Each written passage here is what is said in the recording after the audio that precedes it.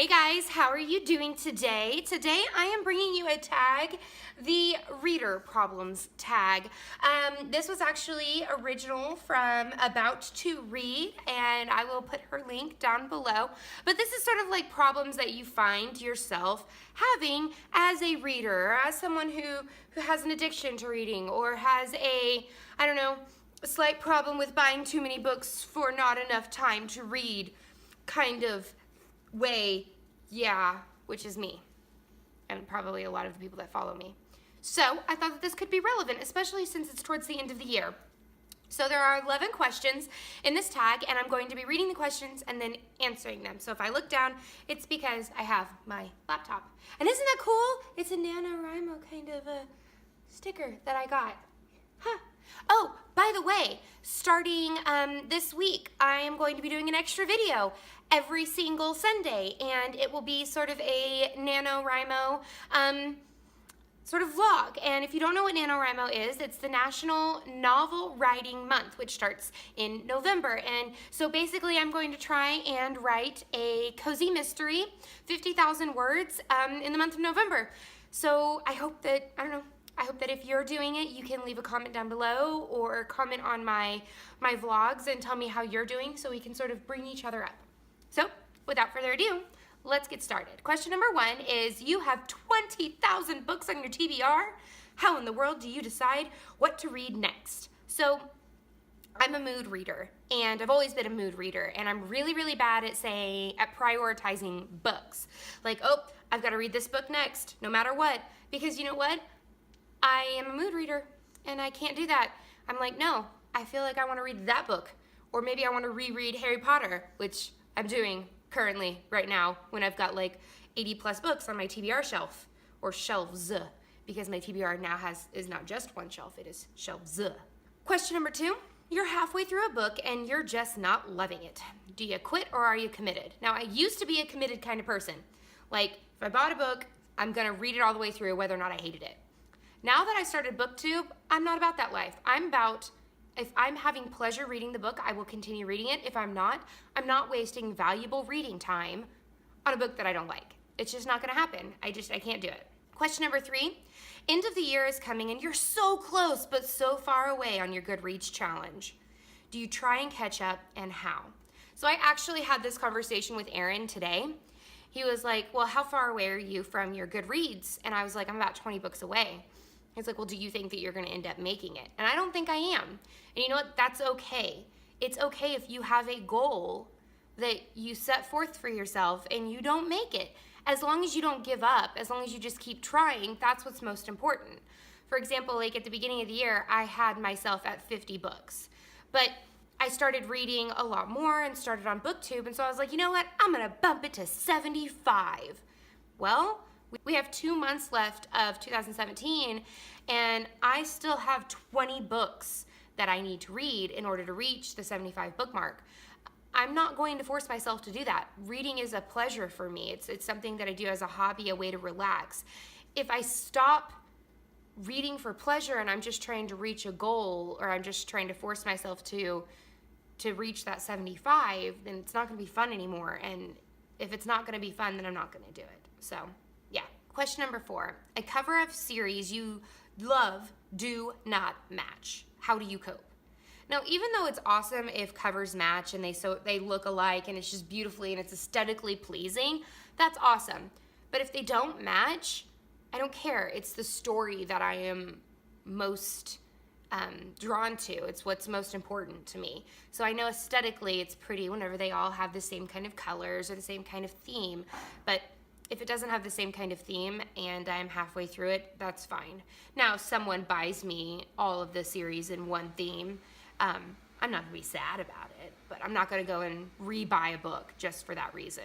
Question number 5, everyone and their mother loves a book that you really don't like. Who do you bond with over your shared feelings? I wrote, I bond with myself.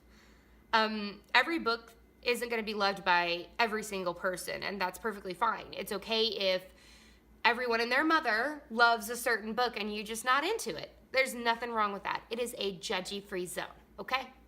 Judgy-free. Question number 6, you're reading a book and you are about to start crying in public. How do you deal? I cry. If a author is able to get me so invested in the characters and so invested in the plot and everything that is going on, and they end up making me cry, that is an honorable cry, okay? That is a worth cry, because it's just, I cry proudly during that kind of a cry. Question number 7. A sequel of a book you loved just came out, but you've forgotten a lot from the prior novel. Will you reread the book, skip the sequel, try and find a synopsis on Goodreads, cry in frustration? I said I'll probably skim through the first book sort of to get like the basic details and everything like that. If I feel like I've got sufficient enough information about the book to read the second book, I will, but I will reread it if I really want to read the second book, because obviously I love the characters enough to want to read the second book. Number 8, you do not want anyone borrowing your books. How do you politely tell people no when they ask? If I don't want someone to borrow my book, I just tell them I don't want them to borrow it. I actually only let people who love books as much as I do borrow my books. Like, books have feelings to me, and if you bring back a book with a bent page or you dog-eared it, you will never borrow a book of mine again. It just won't happen. Number 9, reading ADD. You've picked up and put down 5 books in the last month. How do you get over your reading slump? So normally I just read a cozy mystery or a book that I have loved over to sort of get me out of the reading slump. Or I take a break for a little bit, like I'll watch a show or I'll hang out with friends. I let my brain sort of rest and reset, and then I'll try and pick up the books again. Number 10, there are so many new books coming out that you are dying to read. How many do you actually buy? I normally just buy the ones that I absolutely want. Those that are sort of maybe a part of a series, or I'm really, really excited about the author. I can't buy them all. But if I really want to read it, I will go and buy it. If I'm not sure about the author or I'm not sure about the book in general, I will most likely check it out on my library apps and just read it that way, or on the audio app from my library. All right, number 11, the last one. After you bought the new books you can't wait to get to, how long do they sit on your shelf before you get to them? So that's the problem. Some of my books will stay on the bookshelves for months. I think I'm actually going to put myself on a book buying ban on the month of December, because I get winter break off as a teacher, and I'm going to try and read a lot of the 80 plus books that I have on my TBR shelves, and sort of cut down on that. Now, if somebody buys me books during, for Christmas, that's different. I'm not buying me my books. Someone else is buying me my books. But, yeah, I actually need to slow down on the book buying and read more of what I have. So, do you guys have any of these reader problems? If you do, let me know down below so that I know that I'm not in, the lonely club of lonely, and that it's a judgy-free zone, and it's okay that I still have like 80 plus books on my TBR shelf, because that's a lot of books, guys, but I don't know, there's just more and more that keep coming out, and I wish that I could be a full-time reader, like reader and booktuber. That would be my dream. And owning a library or a bookshop. Something to do with books. That would be awesome. So that is the end of this chapter of Courtagonist. I hope that you loved this reader problems tag. If you did, please give it a thumbs up and subscribe if you haven't already. Of course, I've got all other different types of social media, all sort of wrapped around books. I've got my Instagram, and I've got my Twitter, and I even have my Goodreads. Everything is under Courtagonist, and I would love it if we could become bookish friends. And until next time, guys, happy reading. Bye.